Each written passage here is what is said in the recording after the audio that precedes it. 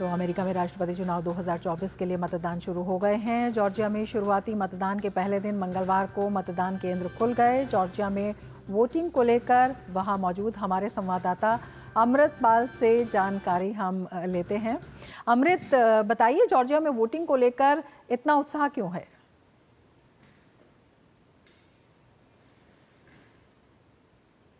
जी बिल्कुल, आपने ठीक कहा कि जॉर्जिया में हमने सिंगल डे पर लार्जेस्ट वोटिंग देखी 2020 के बाद। पिछली बार भी यहाँ सिंगल डे वोटिंग काफ़ी हाई हुई थी, पर ये ऑलमोस्ट उसकी डबल हो गई पहले दिन ही।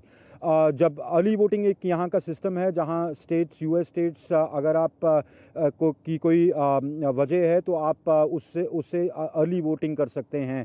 अब नवंबर 5 के दिन आपको जाके वोटिंग नहीं करनी। आप अगर आप बीमार हैं या आप ट्रैवल कर रहे हैं, कुछ स्टेट्स रीजंस नहीं पूछती, कुछ स्टेट्स रीजंस पूछती हैं कि आप क्यों अर्ली वोटिंग करना चाहते हैं। पोस्टल बैलेट के थ्रू, मेल इन बैलेट्स कहते हैं इनको, यहाँ पर आप वोटिंग कर सकते हैं, इन पर्सन वोटिंग भी कर सकते हैं। तो वो कई स्टेट्स में हो चुका है, जैसे साउथ डकोटा, वर्जीनिया, इन्होंने तो सितंबर 20 को शुरू कर दिया था। तो जॉर्जिया ने अक्टूबर 15 को खोला और हमने तादाद देखी। जॉर्जिया क्यों इंपॉर्टेंट है? जॉर्जिया स्विंग स्टेट है। स्विंग स्टेट एसेंशली यहाँ पर यूएस में क्या है कि कुछ स्टेट्स ट्रेडिशनली डेमोक्रेट्स के लिए वोट करती हैं, कुछ स्टेट्स उनको ब्लू स्टेट्स कहते हैं, कुछ स्टेट्स ट्रेडिशनली रिपब्लिकन पार्टी को वोट करती हैं, उनको रेड स्टेट्स कहते हैं। कुछ स्टेट्स होती हैं जो अपना पाला बदलती हैं, हर इलेक्शन में देखा गया है। तो इस बार की इलेक्शन में 7 स्विंग स्टेट्स हैं, जिसमें पेंसिल्वेनिया बहुत इंपॉर्टेंट स्टेट है क्योंकि उसके पास 19 इलेक्टर्स हैं, 19 वोटें हैं टोटल काउंट में। तो वो सबसे बड़ी स्विंग स्टेट वही है। तभी हम देख रहे हैं कि कमला हैरिस, डोनाल्ड ट्रंप पेंसिल्वेनिया पे बहुत कैंपेन कर रहे हैं। उसके बाद जॉर्जिया जिसकी 16 वोटें हैं वो बहुत इम्पॉर्टेंट है।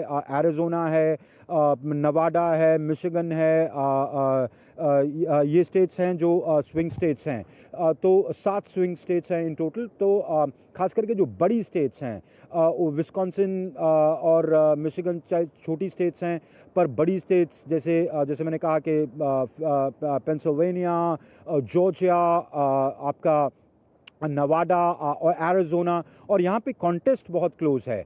तो जो एक तरीके से ये इसलिए इम्पोर्टेंट है क्योंकि जो ये स्टेट्स जीत जाता है वो अगला राष्ट्रपति बनता है, क्योंकि बाकी तो वो वोट काउंट कर लेते हैं, उनको पता है कि लगभग ये स्टेट इधर ही वोट करेगी।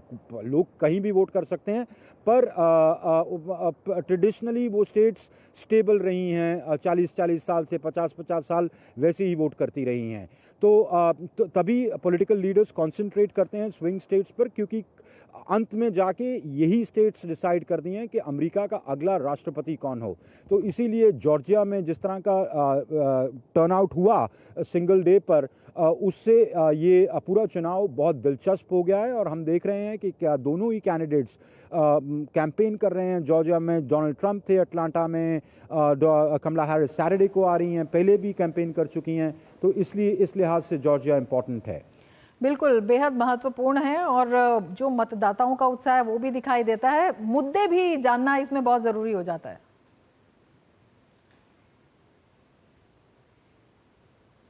देखिए जी, कई मुद्दे हैं। एसेंशली एम्प्लॉयमेंट और जो इकोनॉमी का मुद्दा है वो बहुत बड़ा मुद्दा है। एम्प्लॉयमेंट क्योंकि रेट्स गिरे हैं, इन्फ्लेशन काफ़ी ज़्यादा है, वेजेस कम हैं, इन्फ्लेशन को मैचअप नहीं कर पा रही हैं। तो क्रॉस सेक्शन ऑफ सोसाइटी से मैंने बात की। आज मैं साउथ फ्रांसिस्को यूनिवर्सिटी में था, जहां मैं सैन फ्रांसिस्को यूनिवर्सिटी में था, जहां मैं हूं जिस शहर में, सैन फ्रांसिस्को में। मैं स्टूडेंट से गया, बात की। उन्होंने कहा कि एजुकेशन लेना ही इतना एक्सपेंसिव हो गया है कि उनके बहुत सारे दोस्त एजुकेशन नहीं ले पाते हैं। वो कहते कि आप अगर बड़े शहर में, सैन फ्रांसिस्को जैसे शहर में आके एजुकेशन लेना चाहते हैं, कॉस्ट ऑफ लिविंग इतनी हाई है, हाउसिंग इतनी महंगी है कि स्टूडेंट्स के लिए के बस के बाहर है, या उनके पेरेंट्स उनको सपोर्ट नहीं कर पाते, इतनी महंगी है। सो एक प्रिविलेज सोसाइटी ही एजुकेशन, खास करके हायर एजुकेशन अचीव कर पाती है। दूसरी बात है जो अबॉर्शन और रिप्रोडक्टिव राइट्स का मुद्दा। ट्रेडिशनली जो रिपब्लिकन्स हैं वो प्रो लाइफ रहे हैं, मतलब वो अबॉर्शन के ख़िलाफ़ हैं, और डेमोक्रेट्स प्रो चॉइस हैं कि आपको ठीक है, आपकी चॉइस है, आप अबॉर्शन करना चाहते हैं कर लें।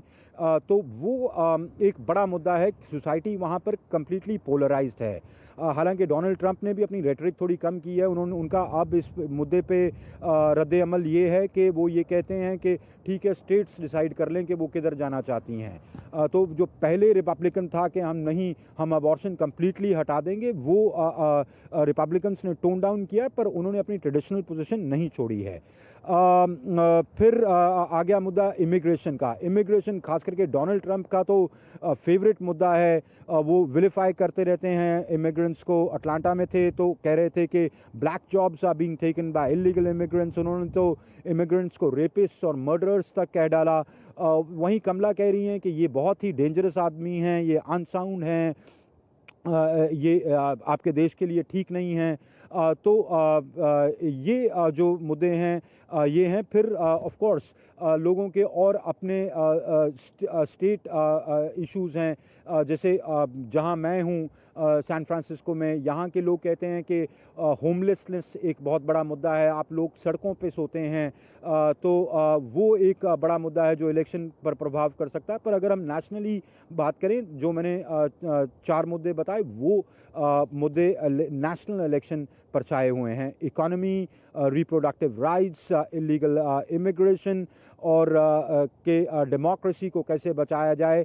और ख़ास करके जो रिपब्लिकन्स हैं वो अटैक कर रहे हैं डेमोक्रेट्स पर। ये कहते हैं कि बाइडन यूक्रेन और रूस की जंग को रोक नहीं पाए, और वहीं मिडल ईस्ट या वेस्ट एशिया क्राइसिस को ठीक तरीके से हैंडल नहीं कर पाए। और अगर ये डोनाल्ड ट्रंप राष्ट्रपति बनते हैं तो ये क्लेम करते हैं कि ये इसको जल्द सुलझा देंगे। तो ये मुद्दे लोगों के जहन पर छाए हुए हैं। पर मैं एक और बात बता दूं कि यहाँ जितनी आपको पर्सनल अटैक्स और बाब्स कमला हैरिस और डोनाल्ड ट्रंप के बीच में सुनने को मिलते हैं, सोसाइटी एग्जैक्टली पोलराइज्ड है, काफ़ी बुरी तरह सोसाइटी पोलराइज्ड है। It's divided right from the middle. तो काफ़ी जब आप लोगों से बात करते हैं जो डेमोक्रेट्स हैं की तरफ झुकाव है जिनका, तो वो क्लियरली डेमोक्रेट्स वो कहते हैं कि ये डेमोक्रेटिक वैल्यूज़ हैं और अजीब अजीब नाम देते हैं डोनाल्ड ट्रंप को। वहीं जो रिपब्लिकन्स की तरफ झुकाव है जिन वोटर्स का, वो कहते हैं कि ये कमला हैरिस एक अच्छी राष्ट्रपति नहीं बन पाएगी, उनके बस का नहीं है, इनका ट्रैक रिकॉर्ड ख़राब है, बाइडन एडमिनिस्ट्रेशन ने किया ही कुछ नहीं, ये जो क्राइसिस इकोनॉमी का है ये इन्हीं का क्रिएट किया हुआ है। तो ये सब मुद्दे हैं। जी, बहुत शुक्रिया अमृतपाल सिंह तमाम जानकारी के लिए। तो हमारे संवाददाता अमृतपाल सिंह जॉर्जिया से हमें जानकारी दे रहे थे। और